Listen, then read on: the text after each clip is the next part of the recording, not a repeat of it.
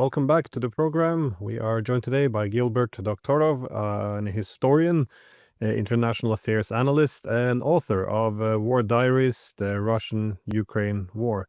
I remember the last time Trump was ramping up the pressure and rhetoric against the Russians. He gave them 12 days to accept an unconditional ceasefire. Otherwise, the response would be crushing.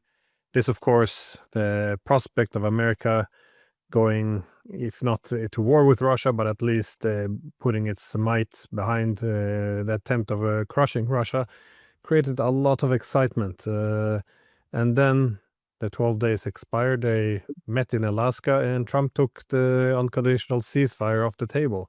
I was wondering, now we've seen this display at United Nations. We see the same rhetoric. The Russians are losing, Ukraine is winning, will get back all its territory, and while you're at it, why not take some Russian territory and shoot the Russian jets off out of the sky? And yet again, the Europeans very excited. Finally, America's joining, becoming more directly involved, at least, already quite involved. How are you assessing this development? Well, before I begin, I'd like to congratulate you for putting on air very divergent opinions coming from different experts or people who are being watched on alternative media. An hour ago, I caught the first part of your interview this morning with Jeffrey Sachs. And what I'm about to say is sharply diverges with his interpretation of it. The general position within alternative media, Sachs is very well known and with good reason, and has a very wide following with good reason. I am much less known with good reason, and my views could be described as an outlier on what we're about to discuss. I think it would be very informative for viewers to juxtapose, to watch these two different interpretations when each of us has been asked this question by yourself. Jeffrey Sachs said that the performance of Mr. Trump at the United Nations was a colossal failure of leadership. I disagree entirely. But behind this is not just my opinion on that one issue and his opinion on that one issue, but where we both stand on everything about Mr. Trump. Since it is not widely discussed that Mr. Sachs is a globalist, by definition, given his position at Columbia University, he is a green movement supporter since his whole career, the last 30 years, has been support of sustainability. And Mr. Trump, in his speeches at the UN, trashed both positions, both globalism, particularly as the aspect of it relating to open borders, and very specifically trashed the green movement. So we're coming from very different positions on Mr. Trump in general. But let's look at what happened this week in his speech and in Trump's answer to reporters regarding both the shoot down of Russian jets violating airspace and the likelihood that Mr. Zelensky will succeed in recapturing his territory thanks to with the help he'll be receiving from the European Union. Now, Jeffrey Sachs was denouncing Trump for his lack of candor and for his not explaining to the American people the basis of his policy and for being duplicitous. My position is that if Mr. Trump did any of those things, he'd be impeached and removed from office within a few weeks. His policy on Russia, unlike his policy on the green movement or open borders, has little or no support within MAGA. It has still less support, in fact, is vehemently opposed by the majority of congressmen and by the majority of the American political establishment.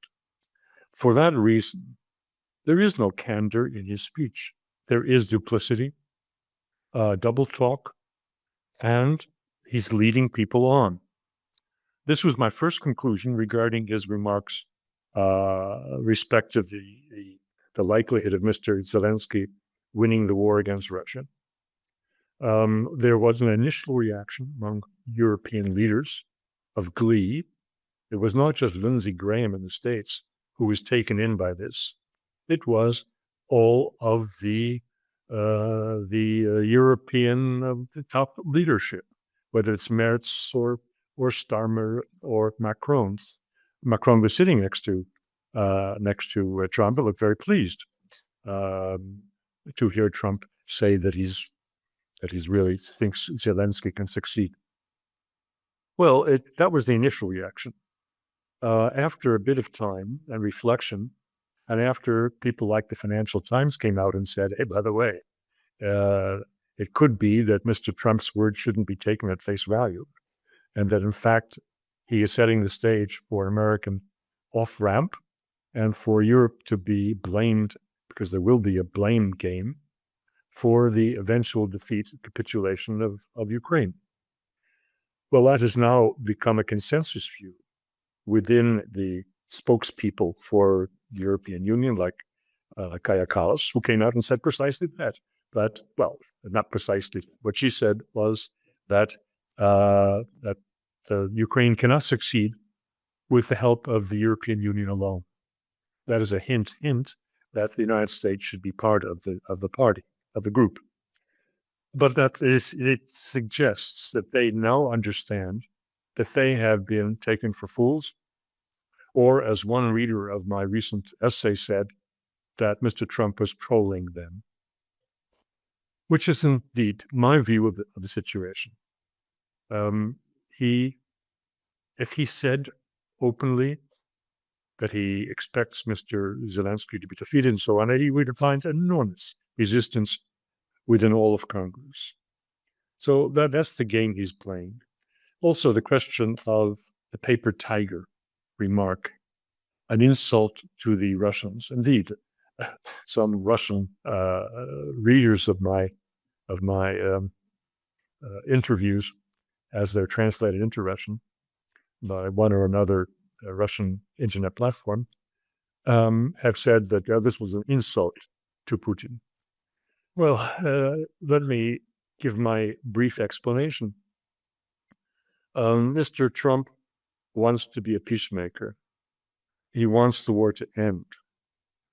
And he's been told from all sides that he must pressure Mr. Putin.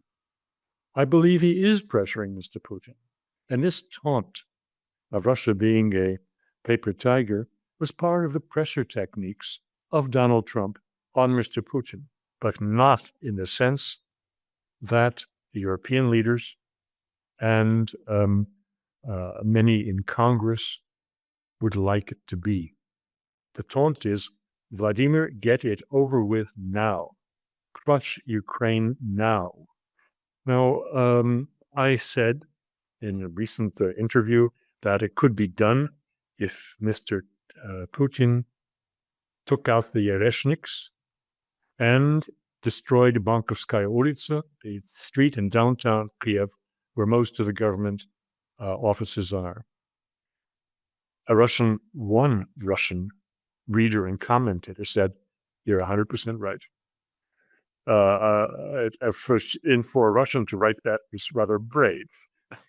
That's to be taken to be a Putin critic or an agent. But that is the message that Mr. Trump is delivering.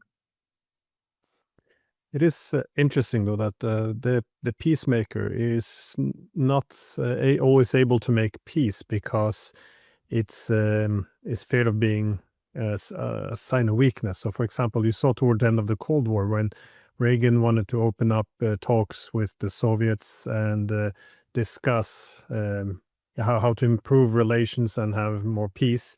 It would have been very difficult for a dove to get away with this, but he was the hardliner, and no one could accuse him of being soft on the Russians. So, given that he had the reputation for being a bit of a hawk, he had the political capital to go and actually talk and try to make peace. I mean, you can say the same with the way the Russians gave territorial concessions to the Chinese. For Yeltsin, that would have been impossible because he was seen as weak. He would have been almost treasonous. No one saw Putin as weak, so he was able to make a lot of agreements, which laid the foundation for more stable and stronger relations with the Chinese. I guess my point is, you might be onto something there, because you do have to. It's very difficult to make peace if you're seen as peacemakers, given that they're seen as weak. So it could be good as playing the hawk at times. I must say, though, there is some, the dishonesty. It's not excluded to Trump either, though. The whole idea that when he says, yes, Ukraine can win, nobody really believes this. And given that their reaction was, wait, he's just trying to, blame us for the Ukraine failure. So obviously the Europeans don't think that Ukraine is winning either. It's just one of these things you have to say to pledge loyalty to the narrative that keeps the war going. So we're all chanting, yes, the war was unprovoked, the Ukraine is winning, they're having low casualties, Russia has these human waves, Zelensky is just super democratic. I mean, this is what you have to say to give support for prolonging the war. But the thing is that there's no honesty anywhere, though. Everyone is just lying to support narrative, the narrative, which makes it impossible to come up with a peace agreement and instead to keep the war going. How do you assess, though, Starmer, Macron, von der Leyen, Merz? What are their positions? Because I saw Mr. Tusk, of Prime Minister of Poland, take to Twitter that he realized, wait, we might be getting played here. That is, Trump is trying to hand over responsibility for the Ukraine war to us. I mean, I guess they wouldn't panic in such a way if they actually thought that the war was going their way. I mean, why wouldn't you want to take responsibility if you actually think you're winning?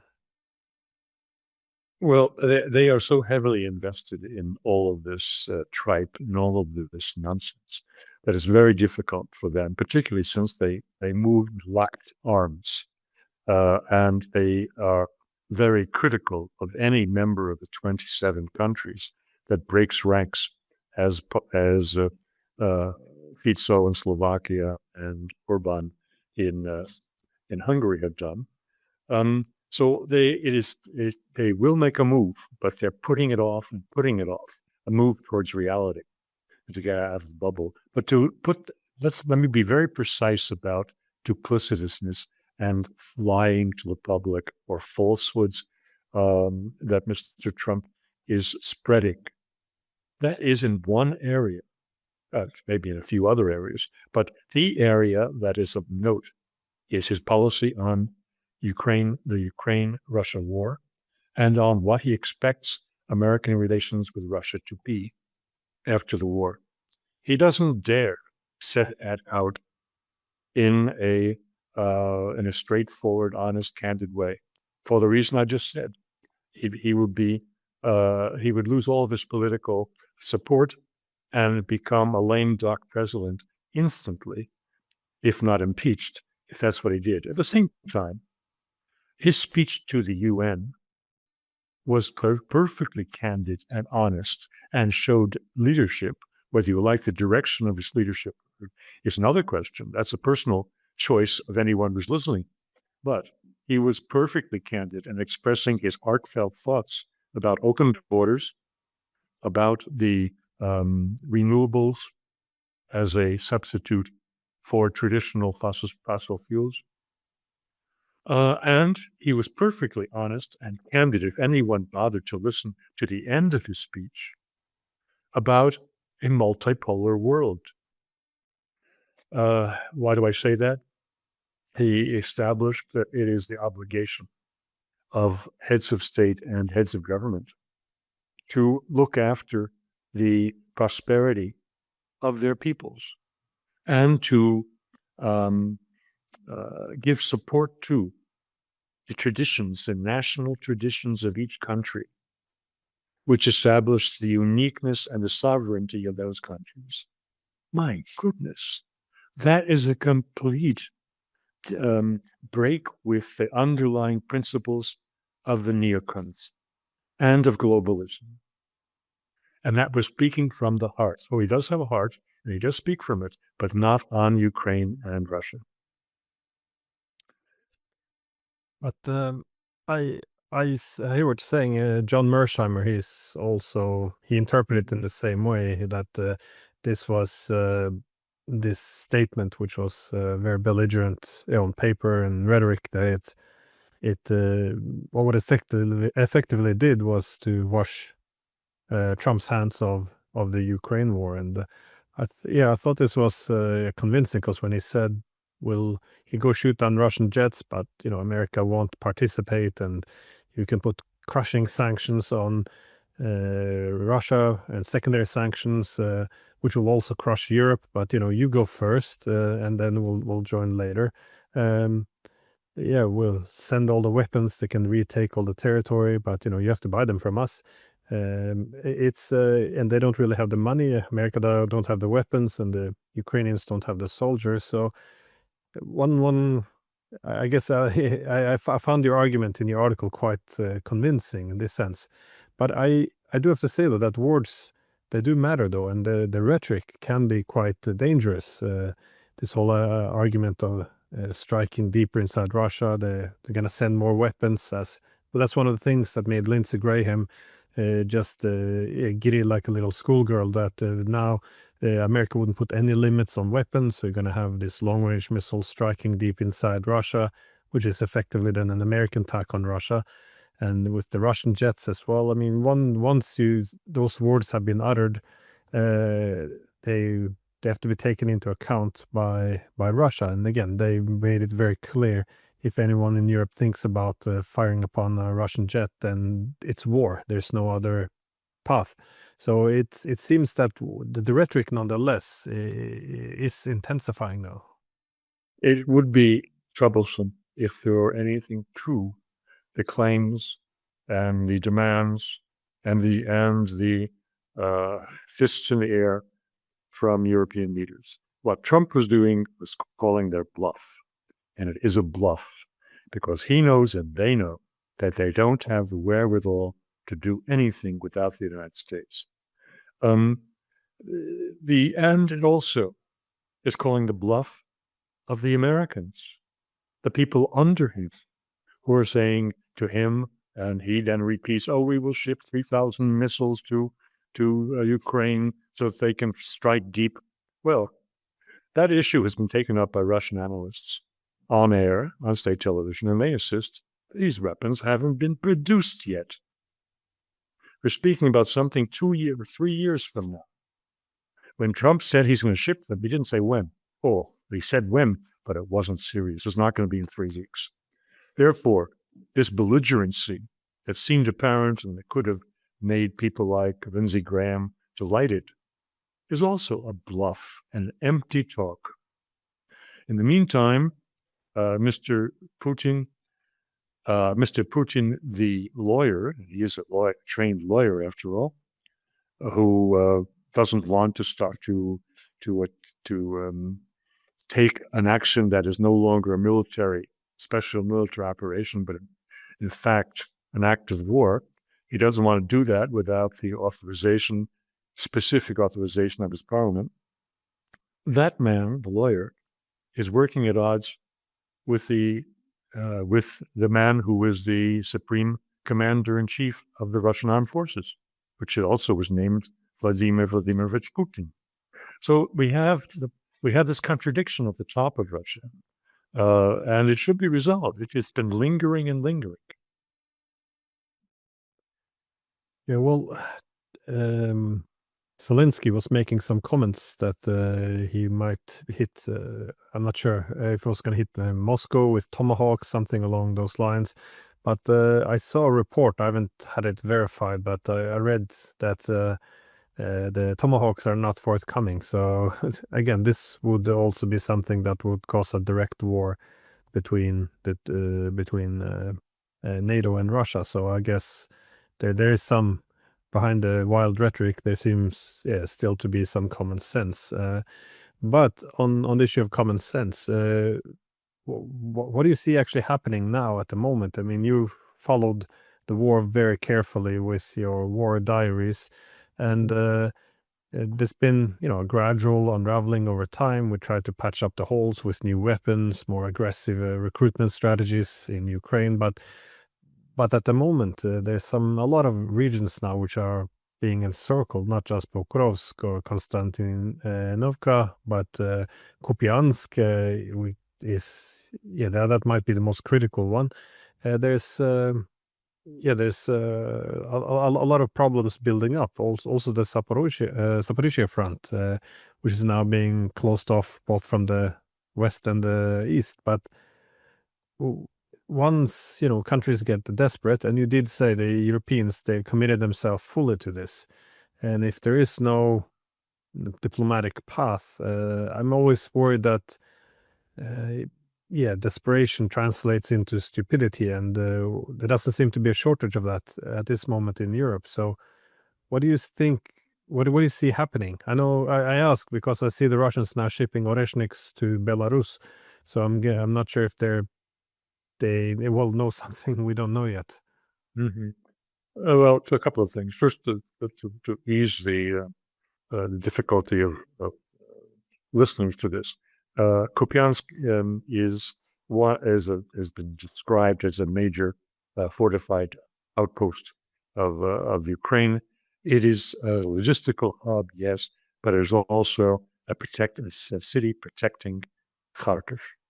It's part of a Russian strategy of taking Kharkiv without a ground assault on Kharkiv that could be very costly in civilian deaths. And after all, Kharkiv is not just the second largest city in Ukraine, but is essentially a Russian-speaking city. So they would be killing their own people if they came in and stormed the city. So they are going to encircle Kharkiv, and taking Kupiansk is a big part of it. They do this very dramatically by using underground pipelines from the Soviet era, gas pipelines, to again bring in secretly their own troops. Some of these pipes are pretty big because we're told that some of the Russian forces were riding motorcycles into or scooters through these pipes. Anyway, it was a very dramatic event. They already have their troops in the center of Kupiansk and they're cleaning it out. This is an important development for the northeast because this area, Kharkiv, was a staging ground for the attacks on the Russian frontier or border provinces, oblasts of Belgorod and Kursk. Moreover, very specifically, the 700 soldiers whom the Russians are said to have encircled inside Kupiansk, Ukrainian soldiers, a number of them were what is called the Russian Volunteer Army or Corps, which were precisely the people, defectors from Russia, who were armed and sent in by the Ukrainians to commit acts of terror and murder civilians in the first Ukrainian incursion on border areas, which was approximately 1 year ago, and before the Kursk action, Belgorod. So the Russians are very keen to murder all of them. And I think they've taken out 250 out of the original 750. But that is not the main front. The main front is, as you said, is in the Donetsk Oblast, and that is where the Russians are advancing and are likely to do in the city of Pokrovsk, which is known in Russian as Krasnoarmeysk, something similar to what they're doing now in Kupiansk. And yet, there are other things afoot. You've mentioned Zaporozhye, yes, but there's something more, I think, more important for us to understand how this war will end that's now being discussed on Russian television, and that is the need to take Odessa, because Odessa is rather close. If you look at the map, it's maritime terms, it is rather close to Crimea. And the British and French have looked at Odessa as a key base for precisely that. So the Russians now are also turning their attention to Odessa to be captured. And if they capture it, then this tells you a lot about how the war will end, because once the rump Ukraine does not have Odessa, it loses much of its interest for Britain and France. So this is the way the war is going, but all of this is going terribly slowly, and the world doesn't stand still. This is why I believe Mr. Trump is pushing Putin to get it over with by some stunning act, like a Oreshnik attack on Kiev, that decapitates the Kiev regime. So you think a decapitation strike could be forthcoming? That is, as the front lines are falling apart, to add to the confusion, just go directly after Kiev, because well, so far the Russians, well, I wouldn't say they haven't touched Kiev, because they have increased a lot, especially lately. But for it wouldn't be so popular even within Russia, given the historical role of Kiev in Russian history as the origin from Kievan Rus. Uh, but do you think such a decapitation strike could come in the foreseeable future? Well, first, for one thing, having the Oreshnik takes away a big objection to attacking Kiev. They're not going to wipe out the Lavra, the very famous and important in Russian Orthodox Church history monastery and repository of the holy relics and remains of Russian saints. They don't have to do much damage to Kiev as a whole.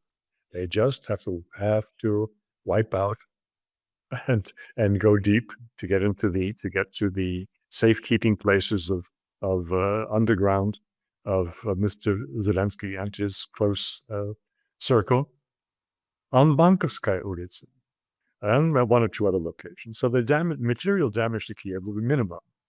The decapitation, I think that much depends on Mr. Trump.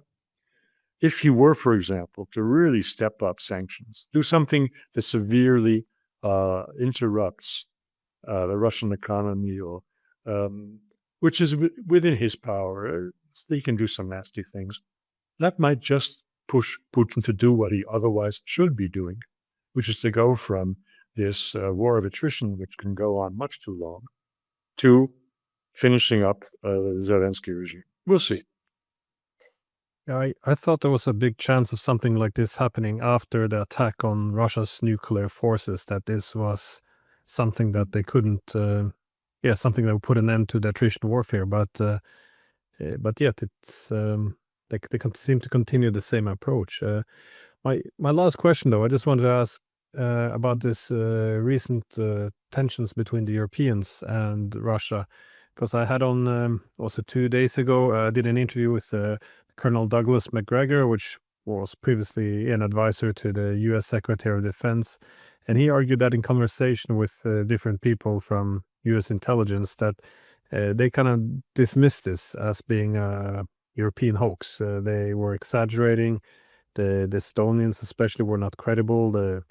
They argue that Poland, they more or less, they did very openly admit that there was no warheads on this. Of course, the Russians, they go further. They say, of course, there's no warheads, but also this weren't ours. They were, sent by Ukraine.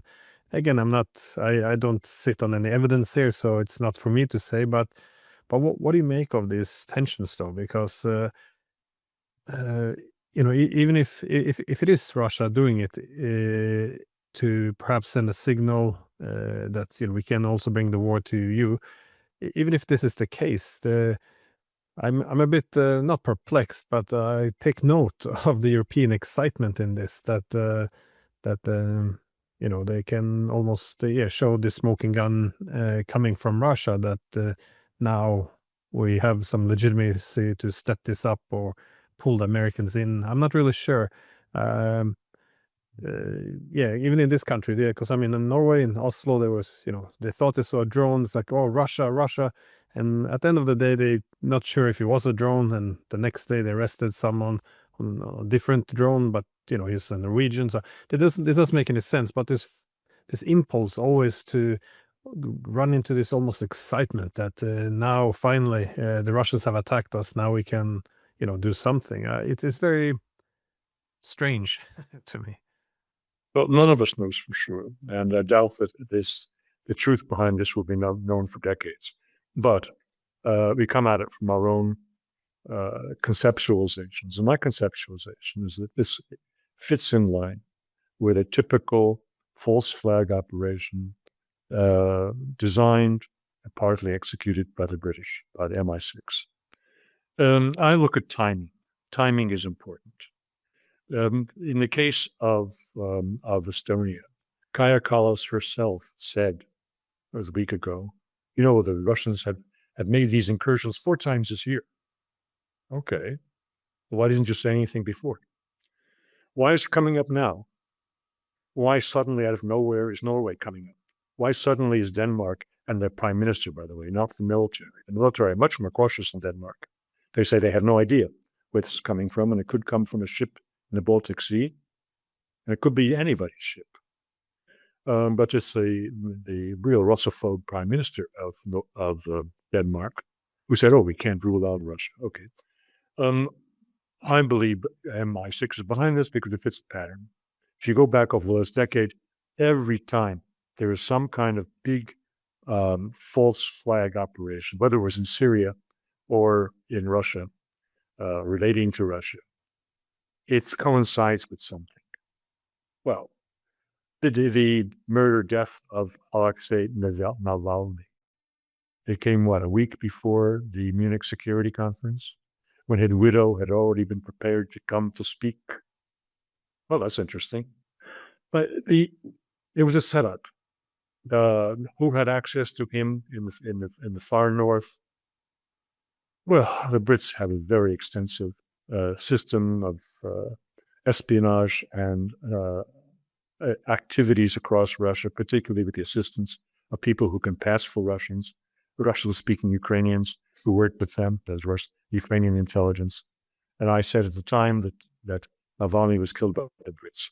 I say at this time that what we're seeing is a British plot, aided and supported by the Ukrainians who are fully in on this, because it brought to the attention of Europeans how useful Ukraine can be in supplying them with its unique technology and hardware to intercept, to destroy cheaply, not at $50,000 a missile, a $20,000 drone coming from Russia. That was very convenient for Mr. Zelensky. But more broadly, and then the whole idea of a drone wall, which was one of the results of this whole operation, a drone wall for all of Europe, with the Ukrainians as part of this. That's one result. But the timing, again, for me, is a big indicator. This whole story about the supposedly Russian drones attacking Poland and Romania, then the Russian military jets incursion over Estonian airspace. All of that comes at the tail end and just after Zapad 25. This joint exercises of Belarus and Russia held every 4 years that just was ending with 100,000 Russian soldiers, with 25 foreign delegations, many of them quite important and obviously prospective customers for Russian military gear and for security arrangements with Russia for money, of course. And it is very convenient to start this new Russia, Russia, Russia chant to direct attention away from that big Russian success in Zapad 25. It's behind the very empty rhetoric slogans in the media, there's a more complex reality, I guess. So thank you so much for taking time out of your Saturday to speak, and I always very much appreciate your perspectives. Well, I very much appreciate your exposing the audience to divergent views. which they have a right and a need to get.